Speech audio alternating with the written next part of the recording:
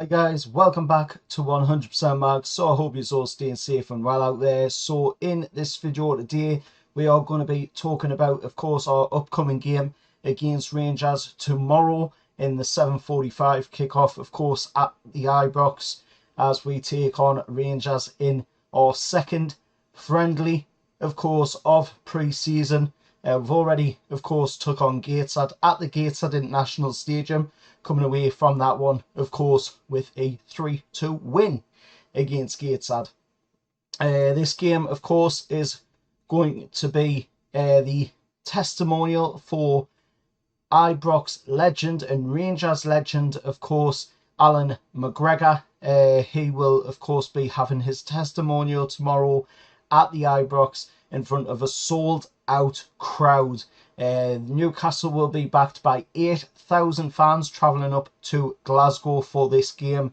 Of course, a crowd of just over 50,000, 42,623 saw our visit in '93 to the Ibrox, and subsequent pre-season trips in 2010 and 2013 attracting much smaller crowds, of course.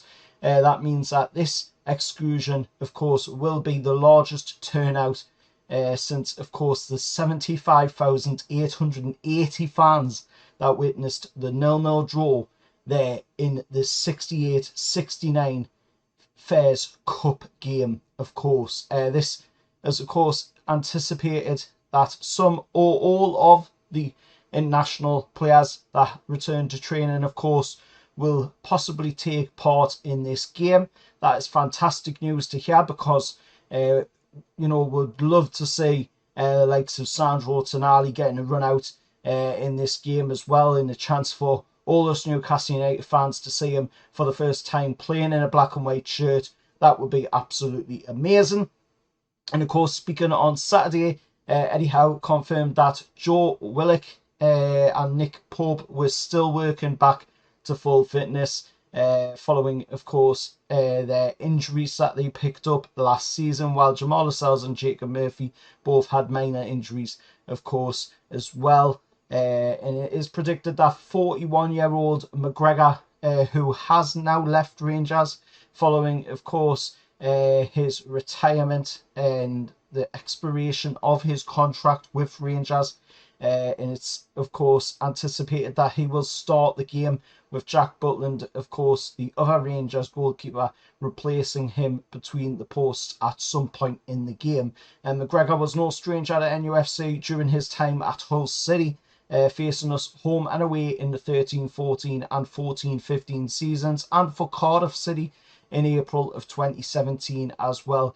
Ex-Magpie James Tavernier will also be part of this testimonial, of course, and it will be a first time that he has taken on Newcastle United since his move to Glasgow back in 2015.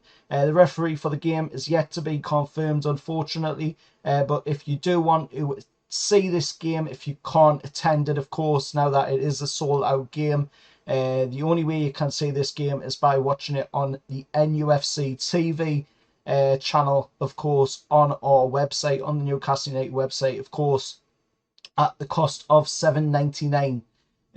That money, of course, goes towards Alan McGregor's charity of choice, as does the other money that is, of course, gained through gate receipts for this game, of course, in this testimonial. Now, like I say, of course, I mentioned the 2010 and 2013 affairs against, of course, Rangers. The 13-14 one, of course, seeing us draw 1-1 with Shola Amiobi scoring the goal in the game. And the 10-11 season, of course, seeing us lose 2-1 to Rangers, with Pierre Lovenkrantz scoring the goal in the game for Newcastle as well. Before that was the 94-95 game, of course, which was when we were beaten by Sampdoria in the Ibrox tournament, of course.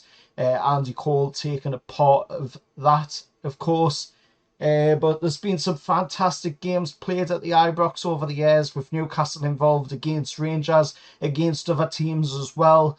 You know, so this could be a very tasty, friendly, and a very tasty pre-season game. And of course, it's all for, you know, good reasons as well. Alan McGregor's testimonial, the money, like I've just mentioned, of course, raised from this game will go to Alan McGregor's charity of choice. So it's all in good faith and all there, of course, to help a good cause moving forward. Now, for Newcastle United fans that aren't travelling in the United States, there is, of course, a chance to still see Newcastle United play, of course,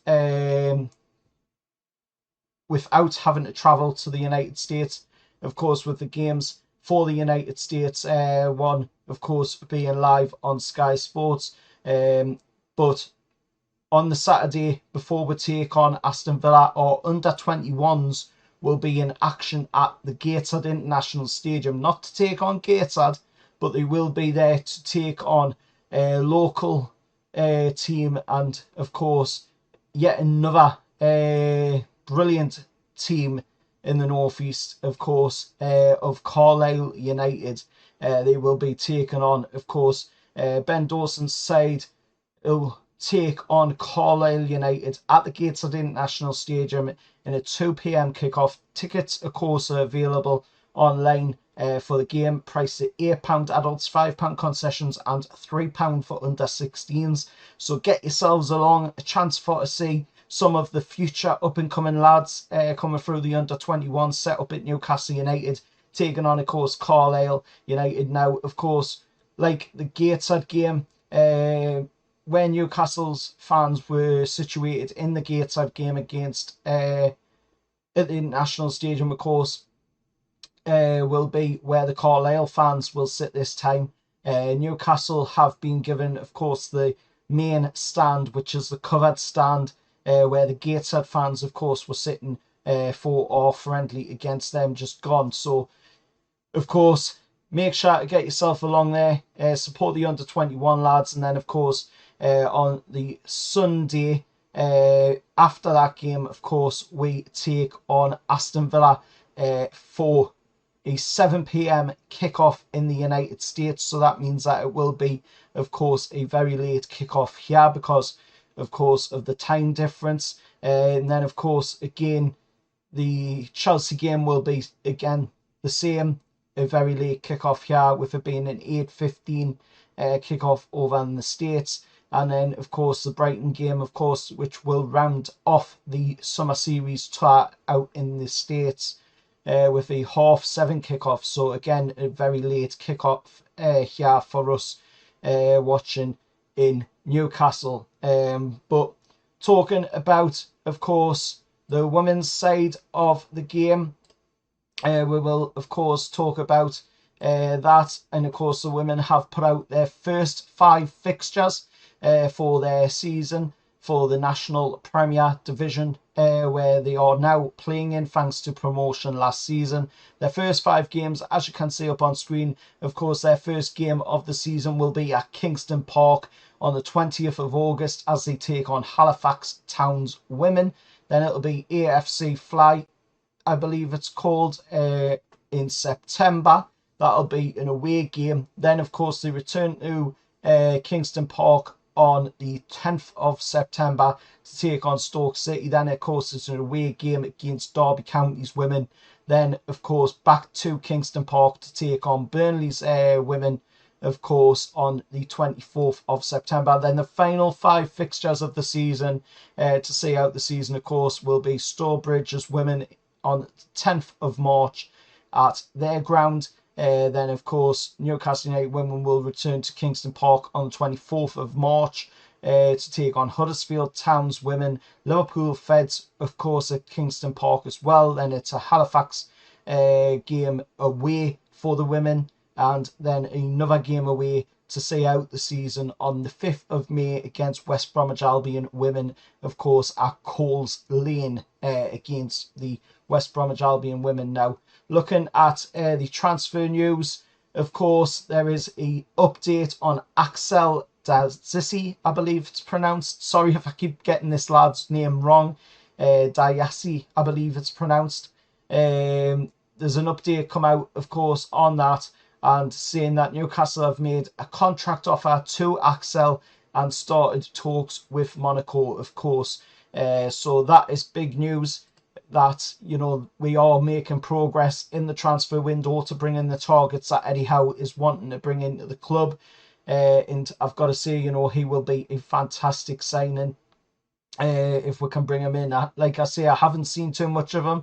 I have watched a couple of videos since I last posted the last video, of course, and he does look like a really good player, from my opinion. Of course, I've seen a few videos of him on YouTube, and he does look pretty decent. Of course, you can't always judge a player on the videos that you see on YouTube of them, because, of course, it is mostly a compilation of their best moments, of course, in their career. So you don't really get to see a full view of the player. But from what I've seen, he does seem to be pretty decent. So I can't wait to see you know, what happens with that deal with Axel, of course, coming to Newcastle. Same on the Harvey Barnes one as well. I can't wait to see what happens with that one. But let us know your thoughts anyway down in the comments below. As always, remember, hit like, share, subscribe to the channel, and if you want to, of course, get involved in growing the channel forward, please consider joining the membership or donating to the channel. Joining the membership, of course, is only $1.99 a month, and that is deducted from your account once every month. You get some perks as well for joining the membership, of course, with a shout out on the channel once a month, and of course priority reply to your comments on future videos going forward as well.